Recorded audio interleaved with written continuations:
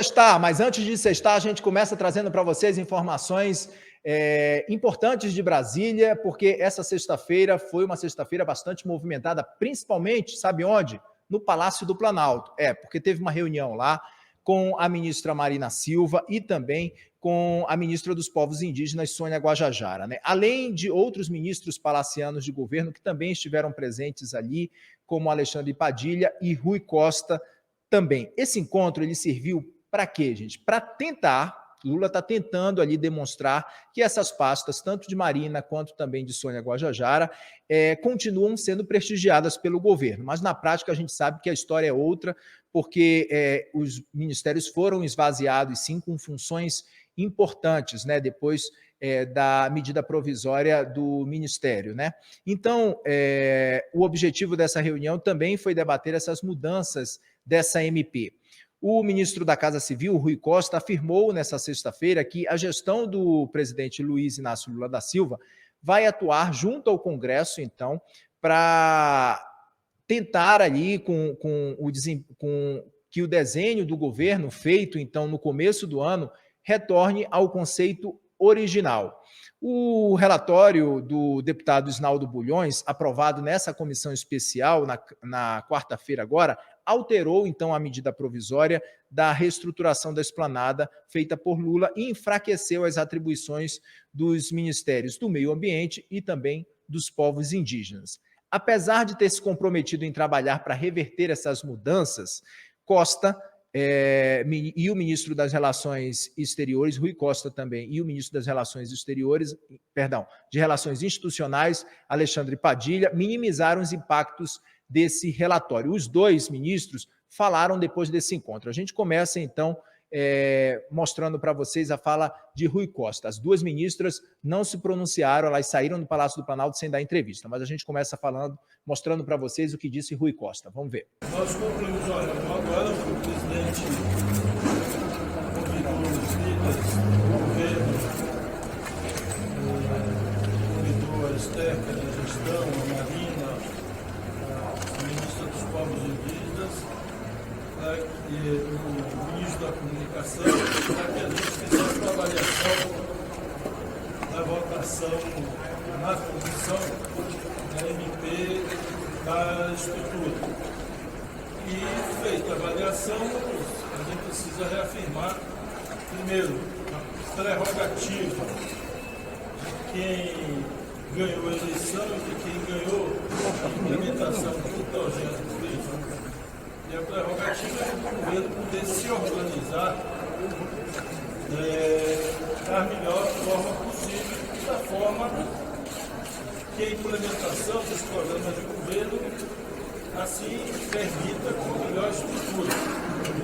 E, portanto, eu diria que a maior parte, quase a totalidade, dos pontos preservou aquilo que era o conceito original da MP, mas em alguns pontos isso não foi mantido. Chega para cá, Carlos Graeb, também o Wilson Lima, para a gente fazer uma análise desses movimentos que aconteceram nessa sexta-feira, depois de uma semana bastante complicada para os dois ministérios, tanto o Ministério de Marina quanto também o Ministério de Sônia Guajajara. Graeb, muito boa noite, quero começar contigo falando sobre essa vocalização que foi feita ali pelo Palácio do Planalto, pelo Rui Costa, pelo Padilha, tentando minimizar os impactos, mas se as duas ministras saíram sem falar, é sinal de que o negócio não foi azeitado direito ali dentro, não, né, Graeb? Ou a minha leitura está errada, na sua opinião? Boa noite, Kenzo. Boa noite, Wilson. Pessoal do chat, boa noite.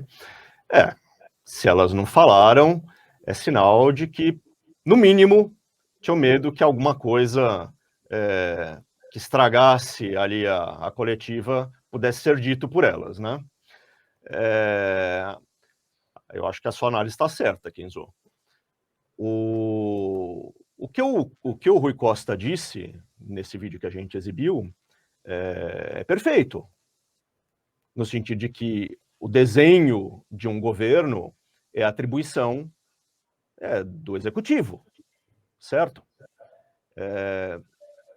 Esse é um caso em que o legislativo que tantas vezes reclamou de interferências do Supremo, está interferindo num outro poder, naquilo que deveria ser prerrogativa de um outro poder. Está mudando a estrutura que foi pensada para tocar os projetos do governo, para tocar a visão que o governo eleito, de fato, tem daquilo que deveria ser a administração pública, né? Agora, essas interferências só acontecem quando há fraqueza do outro lado, quando há vácuo de poder. O poder não admite vácuo, né? Sempre que alguém deixa espaço, outrem, para usar a expressão, né, das antigas, né, entra ali naquele vácuo, certo? O legislativo está invadindo porque o governo Lula, enfim, não consegue deter esses movimentos dentro do próprio legislativo. Então, eu tenho minhas dúvidas, sérias dúvidas, sobre a capacidade do governo Lula de deter e a própria vontade do governo Lula de comprar uma briga a sério nessa história, né? Os riscos de uma derrota, nesse caso, são altos demais. Se o Lula realmente tentar reverter as mudanças e for derrotado, os riscos são muito altos, né? Ele vai estar desagradando, basicamente, a bancada ruralista, que é grande, que é poderosa, que é capilarizada e tudo mais.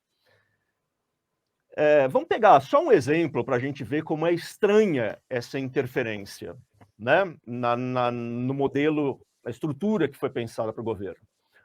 O CAR, Cadastro Ambiental Rural, que está sendo tirado do Ministério do Meio Ambiente, pertencia a qual ministério no governo do Jair Bolsonaro? Ao Ministério da Agricultura, certo? O governo Bolsonaro não foi impedido de pôr esse órgão sob o Ministério da Agricultura. Ele conseguiu implementar a visão que ele tinha, qual era a posição que esse órgão, que basicamente produz informações que permitem autuações de gente que desmata ilegalmente e tudo mais, ele pôs sob o Ministério da Agricultura. Lula queria fazer o contrário, não está conseguindo, né? E eu acho que vai abrir mão de uma luta maior e vai deixar que o CAR vá para o Ministério da Gestão, da Esther Dweck, que inclusive estava na reunião hoje. A ministra que vai receber uma parte das atribuições do Ministério da Marina Silva estava na reunião hoje, o que é um sinal também de que a reunião não foi só para tentar reverter, não. Foi uma reunião já para tentar organizar as coisas do jeito que elas vão ficar daqui a pouco, né? Puseram embaixo da Esther Dweck, que é de gestão e inovação do governo, para ser uma solução intermediária, e não vai nem para a agricultura, como foi no Bolsonaro, nem fica embaixo do meio ambiente, como se pretendia. Fica ali numa outra organização, numa outra estrutura mais neutra, entre aspas, né? Então, Bolsonaro conseguiu implementar a sua visão de governo, Lula não está conseguindo, está tendo de ceder, e é isso, né? Eu acho que teve muitas promessas de amor, de esforço, de Marina, nós gostamos de você, Sônia Guajajara, estamos junto, mas eu não vejo muitas ações para além da lábia acontecendo nas próximas semanas. O Wilson, muito boa noite, seja bem-vindo. Te chamaram de Wolverine agora há pouco aqui no chat, acho que foi por isso que você deu uma risada aqui. Tô ligado, hein? Tô ligado no papo aqui.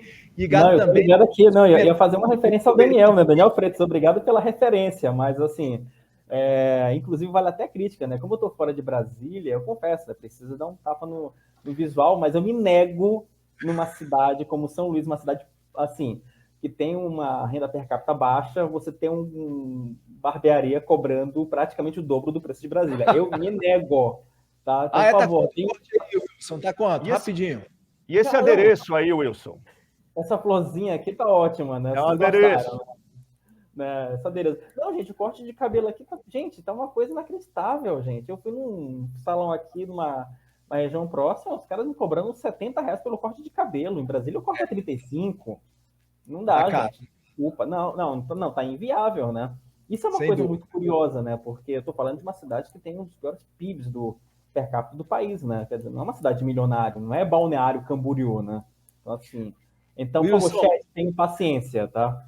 Wilson, muito boa noite, seja bem-vindo, Wilson. Eu queria te ouvir se... Lula tem dito isso ontem, inclusive falou isso, de que vai resolver essa situação na política. Será que Lula consegue? Hoje os ministros palacianos também falaram isso, né, de tentar reverter essa situação lá no Congresso, na política. É possível, Wilson? Nada, vou utilizar aquela expressão de um humorista famoso em um stand-up. Nem for, sabe? Nem assim, gente, não dá. O que o Lula está fazendo, basicamente, é aquela tática clássica do Lula de criar uma dificuldade para depois vender facilidade. E nesse caso específico, eu conversei com algumas fontes ali do governo federal, o que elas me falavam? O que elas me falam? Que o governo praticamente vai terceirizar toda essa responsabilidade para o Congresso. Então, como é que vai tramitar esse processo todo? Muito provavelmente a Câmara aprova essa medida provisória, o Congresso, no primeiro momento, chancela essa medida provisória, joga a responsabilidade para o governo Lula, que vai vetar algumas dessas mudanças, e aí o Lula já está articulando com o Rodrigo Pacheco para que, no Senado, o veto não seja derrubado e seja basicamente mantido apenas o veto da Câmara. Qual o problema dessa estratégia, Kenzo, Graeb e chat? Boa noite para vocês. Eu acabei esquecendo de falar boa noite para vocês que nos acompanham nessa noite de sexta-feira. O problema disso, Kenzo e Graeb, é que você terceiriza essa articulação, terceiriza esse problema para o Congresso e mais, você pode criar um outro ponto de cisão entre o Rodrigo Pacheco e o Arthur Lira. Os dois que viviam as turras agora podem, por uma bendita medida provisória, voltar a brigar. Esse é que é o grande problema. E o governo Lula, sabe, ele está tentando de... Ele basicamente, com essa reunião de hoje, foi uma reunião para tentar aí afagar os egos tanto da Marina quanto da Sônia Guajajara. Só que as duas sabem que elas já foram escanteadas do governo. Vamos falar a verdade, gente? Vamos falar em bom português? O Lula entregou a Marina, entregou a Sônia à própria sorte. Por quê? Porque o governo precisa dos votos da bancada ruralista para conseguir ter um mínimo de sustentabilidade. Não dá para fazer uma gestão apenas com a agenda ideológica do PT, do PSOL, do PCdoB e do PSB. O governo precisa de apoio político na Câmara e no Senado. E o apoio político da bancada evangélica, da bancada ruralista, principalmente no momento em que o PT fez várias sinalizações ao MST, é de fundamental importância para a sobrevivência do próprio governo. O que o governo Lula tem feito, o que o Lula tem feito nesse momento é criar artifícios para sobreviver politicamente. Isso é um sintoma inexorável de um governo fraco politicamente, sem base no Congresso e que vai ter muitas dificuldades para se manter durante 4 anos.